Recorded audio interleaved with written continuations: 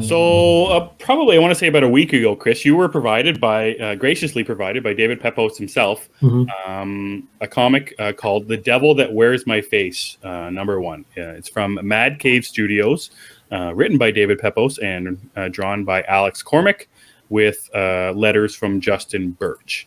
I barely knew that this comic was a thing. I think, much like you often do, I saw a cover of it a little while ago. And thought, oh, that looks kind of cool. Mad Cave Studios is a very hot comic book publisher right now. If you know anything about their series Nottingham, that had, I want to say, like 7 prints of its first issue and did incredibly well. David Pepose is a writer on the rise big time. He writes for Marvel. He does his own indie things. So, Chris, you were given this comic. I think you... we're talking about it on Twitter, maybe with Chris from Lost in Comics. I don't really know. We were provided with issue #1 for The Devil That Wears My Face. It's a story about exorcism and priests and devils and demons and all that good stuff. Chris, what are your thoughts about The Devil That Wears My Face? This is one of those cases where I saw the cover and said, I got to read that. I knew it. I knew it. I got to read that. And also, I like the writer, David. How did you pronounce his last name? Pepose. Pepose. Okay. I'm sorry if I get that. If I couldn't remember. Anyway, I looked it up before we came on. So I was supposed to do that. You're good. I like his stuff because he's been writing Moon Knight City of the Dead. Mm-hmm. I've been really enjoying that. I've read some other stuff from him too. So I really wanted to check this out, and I'm glad that I did. It's really, it's very dark. It's darker than, I guess, as the name would suggest. Mm-hmm. It's pretty out there, but it's really well written. It's a lot of conversation, which sometimes I think is an issue for books. Mm-hmm. And I did get a little lost here and there just because there's a lot of character talk. Mm-hmm. But it's not to the point where it lost me at all. I was still into it. And the art is very cool looking. It's kind of unique in a way, I think. Because it's so shadowy, you know? There's a lot of black in this book. Yeah, that's true. A lot of black, a lot of cool designs, especially the ending, which kind of reminded me of one of my favorite books recently, which was The Me You Love in the Dark. Mm-hmm. So I like that bit about it. And I just thought it was an entertaining book. I love this book. And it's the perfect horror comic for like this time of the year. I have to mention this about... during this time of year, people watch certain horror movies. I'm getting into the idea about reading certain comic books. Mm-hmm. This is a perfect one. I like 2 pages in, there's an incredible visual of very bad things happening to people with this demon, or I guess he calls himself Legion, who's kind of imprisoned in the depths of some church or monastery somewhere. The visuals at that moment, I think it's 3 or 4 issues in, 3 or 4 pages in, and then towards the end where there's this big climactic, real heavy duty kind of exorcism happening. Where it's interesting you said The Me You Love in the Dark, where I think they were eyeballs. Yes, like that's exactly what I was eyeballs. This is like bubbles or something weird, bloody, blacky demon legion bubbles. I don't know what they are. Yeah, not your grandpa's bubbles. It's exactly. So yeah, the start of the book, it hits really heavy right off the bat, and then at the end of the issue, it hits you over the head again with some really heavy duty stuff. I do agree about that. A little bit of a middle part where there is a little bit too much talky, too much priest doing talky, that kind of thing. But it helps kind of understanding by the end when we see what happens to the people doing the talky. It's necessary. Yes, I would agree. But yeah, I loved it. I thought it was so good. And I read this without reading the description of the book. If you read the description of the book, it basically gives away this first issue. So I'm glad that I didn't read it. Yeah. I didn't know yeah, if you read the description on League of Comic Geeks, it basically says what happens to the priests and everything. So I'm glad that I didn't read it. This was one, that I was interested in because of the art, because of the writer, and didn't really do much much research about it, but I'm so glad that I did. I'm very grateful that David sent this book for you to read, because I loved it. I can't wait for the second issue.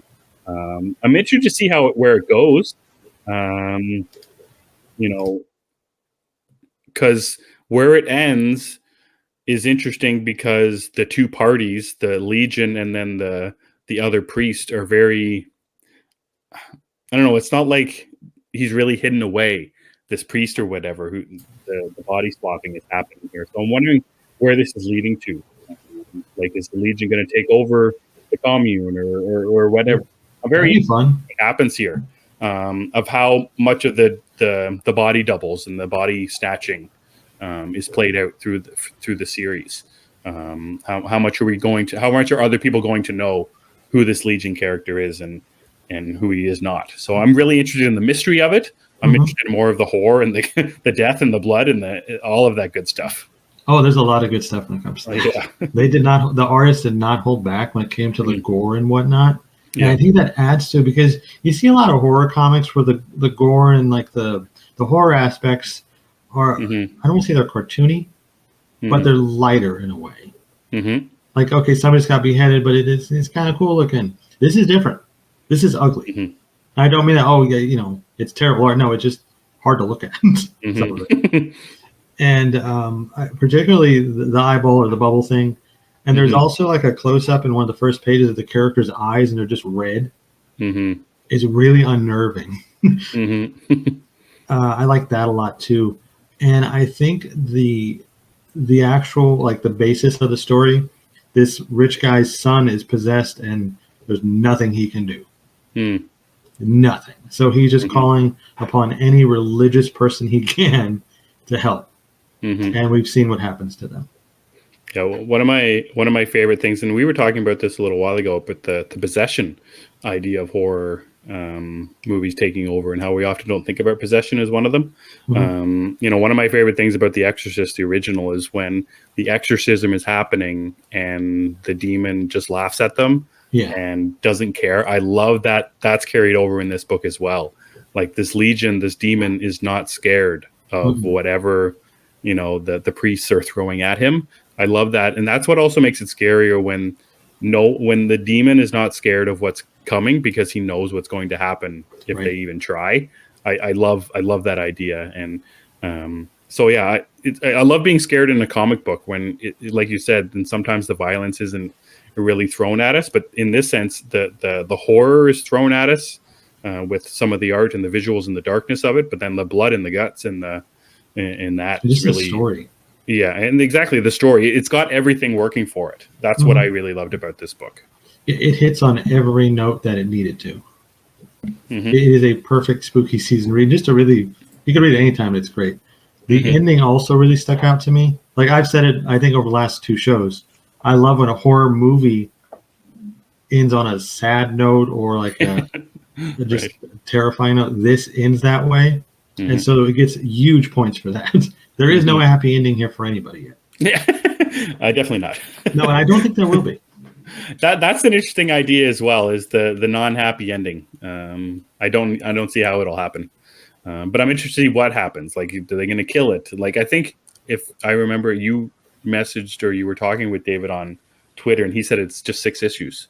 Yes, it's a 6 issue. So we'll see what happens going forward with it. But very good first issue. The second issue comes out on November 22nd. So we've got a wee bit of a wait for it. But yeah. But thank you again to David for providing us with the look for it. 100%. Yeah, we had a great time with The Devil That Wears My Face. One of the better comics first issues that I read this year. And Chris, we were making our list. There's going to be a lot of horror on our list this year, and this is definitely going to be one of it. We've been in a horror mood this year, I guess. That's right. But it's also getting really positive reviews. So if you guys want something a little bit darker, exorcism is all the rage right now. That's right, exactly. If you want some in that vein, please check out this book. We think you'll like it. Also, Cookie was on a podcast, How Did We Get Here? And they also did a discussion based around this book, so you guys can check that out too. If Cookie wants to throw the link up, we'll get it up there for you. Absolutely. yeah, so Chris, that's our thoughts on The Devil That Wears My Face.